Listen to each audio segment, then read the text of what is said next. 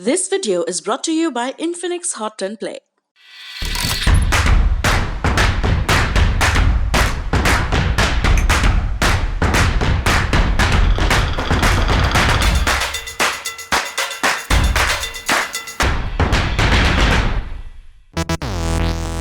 भारत में 16 जनवरी से corona virus के खिलाफ वैक्सीनेशन शुरू हुआ था। करीब 3 महीने तक देश भर में 2 वैक्सीन के जरिए टीकाकरण चलता रहा, कोविशील्ड और कोवैक्सीन। फिर केस लगातार बढ़ने लगे, दूसरी वेव आ गई, वैक्सीनेशन तेज करने की जरूरत लगी तो 13 अप्रैल को देश में एक और वैक्सीन को अप्रूवल दे दिया गया। रूस में बनी वैक्सीन स्पुतनिक वी, जी हाँ, इसको स्पुतनिक वी कहते हैं, रोमन गणित के हिसाब से 5 नहीं। वी का फुल फॉर्म हुआ वैक्सीन। तो सरकार के एक्सपर्ट पैनल ने कहा ये रूस वाली स्पुतनिक वैक्सीन सबको लगाई जा सकती है, तो drug controller general of India ने भी इस्तेमाल को मंजूरी दे दी। अब खबर है कि 1 मई को इस वैक्सीन की पहली खेप भारत में आ जाएगी। अब इस मौके पर हम आपको बताते हैं इस वैक्सीन के बारे में क्या खास बातें हैं। सबसे पहले जान लेते हैं स्पुतनिक शब्द का मतलब क्या होता है। ये जो शब्द है स्पुतनिक, मूलतः रूसी भाषा का शब्द है, मतलब होता है रास्ते का साथी, हमसफर। साल 1957 में ये शब्द रूस के अंतरिक्ष कार्यक्रम से जुड़ा। रूस ने इस साल दुनिया का पहला उपग्रह तैयार किया था, उसका नाम रखा गया था स्पुतनिक 1। उपग्रह को अंतरिक्ष में भेजना था। ये वो समय था जब हॉलीवुड की फिल्मों में अंतरिक्ष में स्पेसक्राफ्ट चले जाते थे, लेकिन अमेरिका खुद का उपग्रह वगैरह नहीं भेज पा रहा था। 2 महाशक्तियों में स्पेस वॉर चल रही थी कि कौन सच में अंतरिक्ष में जाता है। रूस ने यहाँ पर बाजी मार ली, भेज दिया अपना उपग्रह। स्पुतनिक का लॉन्च इतना सफल रहा कि कहते हैं रूस को स्पुतनिक नाम से प्यार हो गया। इसी नाम से तमाम अंतरिक्ष प्रोजेक्ट्स लॉन्च किए गए, तमाम सफल रहे, कुछ असफल भी हुए, लेकिन ये नाम रूस को कुल मिलाकर फलता गया।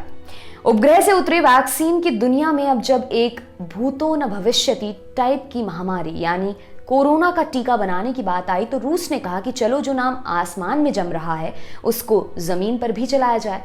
इसी स्पुतनिक नाम से रूस ने वैक्सीन की तैयारी शुरू की।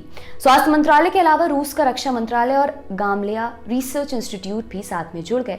जिस समय पूरी दुनिया में कोरोना की वैक्सीन ट्रायल वाला हिसाब चल रहा था, उस समय रूस ने ऐलान कर दिया कि बन गई है वैक्सीन। प्रयोग सफल रहा और स्पुतनिक वी दुनिया की पहली रजिस्टर्ड कोविड वैक्सीन के तौर पर सामने आई। रूस में टीकाकरण भी शुरू कर दिया गया था। शुरुआत में बहुत सारे देशों ने इसके इस्तेमाल को इमरजेंसी अप्रूवल नहीं दिया था, लेकिन बाद में बेलारूस, वेनेजुएला, यूएई और भारत में वैक्सीन के फेज 3 ट्रायल कराए गए। ट्रायल का अच्छा परिणाम आने के बाद अब स्पुतनिक वी 60 से ज्यादा देशों में रजिस्टर्ड हो चुकी है। इन देशों में कुछ नाम हैं, जैसे कि UAE, Vietnam, Venezuela, Syria, Sri Lanka, Seychelles, Congo, Philippines, Iran, Iraq, Pakistan और भारत। अब जान लेते हैं कि ये वैक्सीन स्पुतनिक वी कैसे तैयार हुई। ये जानने के लिए पहले हमें समझना पड़ेगा एडेनो वायरस क्या होता है। जैसे कोरोना वायरस है वैसे ही एडेनो वायरस भी होता है। ये भी एक फैमिली ऑफ वायरस है जिसके अंतर्गत तमाम वायरसेस आते हैं। ये सर्दी, जुकाम या सांस संबंधी बीमारियां पैदा कर सकता है। गामलेया इंस्टीट्यूट के वैज्ञानिकों ने एडेनोवायरस फैमिली के 2 वायरस लिए, AD5 और AD26। दोनों को लैब में निष्क्रिय किया गया। अब जब एक व्यक्ति को वैक्सीन की पहली डोज के रूप में निष्क्रिय AD5 और दूसरी डोज के रूप में निष्क्रिय AD26 दिया गया, तो ये देखा गया कि दोनों निष्क्रिय वायरस मिलकर शरीर में वो स्पाइक प्रोटीन बनाने में कामयाब हुए जो कोरोना वायरस के संक्रमण से लड़ सके या संक्रमण के खिलाफ एंटीबॉडी को तैयार कर सके। यानी AD5 और AD26 मिलकर शरीर में कोरोना वायरस के खिलाफ इम्यूनिटी तैयार करने में सफल रहे। ऐसे में भविष्य में अगर वो व्यक्ति कोरोना वायरस के संपर्क में आता भी है तो संक्रमित होने की संभावना कम रहती है। संक्रमित हो भी गया तो ये संक्रमण गंभीर नहीं होगा, आसानी से वो व्यक्ति रिकवर हो सकता है। इसी कॉन्सेप्ट पर चलते हुए स्पुतनिक वी की पहली डोज में AD5 और दूसरी डोज में AD26 दिया जाता है। दोनों डोज लगने के बाद कोरोना के खिलाफ मामला दुरुस्त होता जाता है। अब जान लेते हैं कि वैक्सीन कितनी कारगर है। रशियन डायरेक्ट इन्वेस्टमेंट फंड यानी कि RDIF का कहना है कि वैक्सीन की एफिकेसी करीब 92% है। हालांकि इस वैक्सीन के भी 2 डोज जरूरी होते हैं, लेकिन कोविशील्ड और कोवैक्सीन की तुलना में कम दिनों के अंतराल पर इस वैक्सीन के डोज लगाए जा सकते हैं। करीब 21 दिनों के अंतराल पर।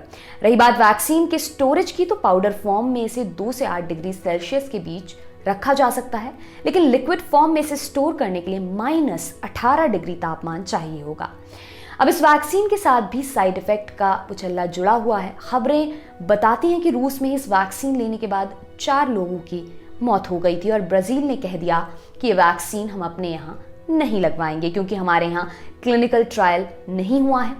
ब्राजील वाली बात को तो राजनीति से जोड़कर देखा जा रहा है, लेकिन साइड इफेक्ट पर रूस ने कहा कि साइड इफेक्ट के केसेस बहुत ही कम हैं और इससे वैक्सीन की क्षमता पर कोई असर नहीं पड़ता है। इस बात का कई वैज्ञानिकों ने भी समर्थन किया है। अब वैक्सीन के भारत आने की प्रक्रिया के बीच प्रधानमंत्री नरेंद्र मोदी ने 28 अप्रैल को ट्वीट किया है और आभार प्रकट किया है। उन्होंने कहा, मेरे दोस्त प्रेसिडेंट पुतिन से काफी सार्थक बात हुई। हमने कोविड-19 की स्थितियों पर बात की। रूस इस महामारी में भारत की जो मदद कर रहा है उसके लिए भी मैंने धन्यवाद कहा। स्पुतनिक वी वैक्सीन को लेकर हमारा साथ मानवता को इस महामारी से उबरने में मदद करेगा। हम आगे बातचीत को रक्षा और विदेश मंत्रालय के स्तर पर भी बरकरार रखने पर सहमत हुए। ये भी जान लेते हैं कि भारत में कौन इसका उत्पादन कर रहा है। भारत में हैदराबाद की मशहूर मेडिकल लैब डॉक्टर रेड्डीज इसका उत्पादन कर रही है। RDIF ने बताया कि 5 और भारतीय कंपनियां इसका उत्पादन करेंगी। ये 5 कंपनियां हैं ग्लैंड फार्मा, हेट्रो बायोफार्मा, पेंसिया बायोटेक, स्टेलिस बायोफार्मा, विर्चोव बायोटेक।